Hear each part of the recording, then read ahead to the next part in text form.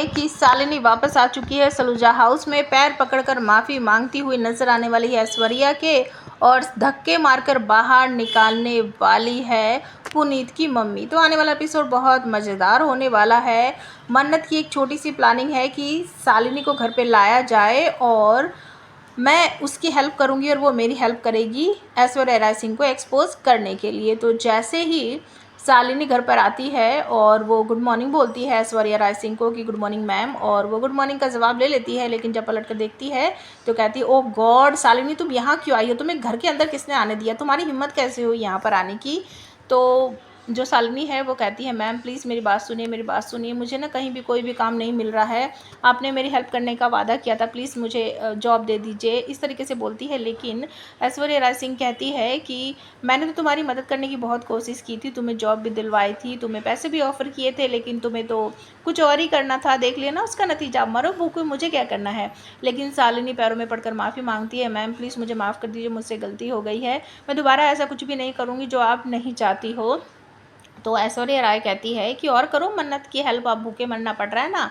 तो शालिनी कहती है मैम प्लीज़ मुझे जॉब दे दीजिए, कोई भी दे दीजिए, मैं कुछ भी करूँगी, मेरा भाई है छोटा, मैं कैसे पालूंगी मैम उसे, प्लीज़ मेरी बात सुनिए ना, समझिए ना। तो यहाँ पर अचानक से आ जाती है पुनीत और उसकी मॉम। तो वो देख कर कहती है तुम्हारी हिम्मत कैसे हुई यहाँ पर आने की, तुम्हारी वजह से मेरा बॉबी जेल में पड़ा है और तुम वापस से इस घर में आ गई हो, तुम्हें शर्म नाम की कोई चीज़ नहीं है क्या। सारा परिवार धीरे धीरे करके वहीं इकट्ठा हो जाता है और जो शालिनी है वो वहाँ से नहीं जाना चाहती, माफ़ी मांग रही है, और पुनीत कहता है अभी के अभी यहाँ से चली जाओ, नहीं तो मुझे सिक्योरिटी को बुलाना पड़ेगा।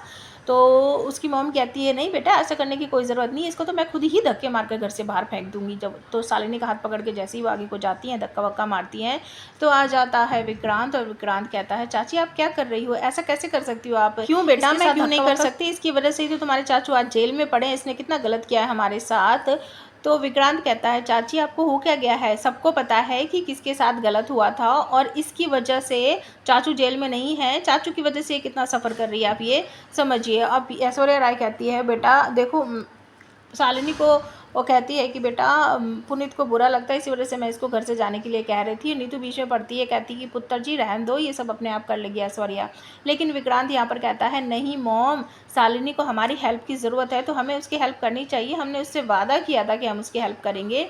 तो विक्रांत जो है अपनी शादी में हेल्प करने के लिए, मतलब कि मन्नत की मदद करने के लिए और शादी से जुड़ा हुआ जो कुछ भी होगा वो सब कुछ मन्नत की हेल्प करने के लिए शालिनी को जॉब दे देता है कि तुम यहीं रहोगी और मिस मन्नत की हेल्प करोगी। ये सब सुनने के बाद, देखने के बाद पुनीत का गुस्सा बहुत ज़्यादा भड़क पड़ता है और वो विक्रांत की तरफ को आगे बढ़ता है उसे समझाने के लिए।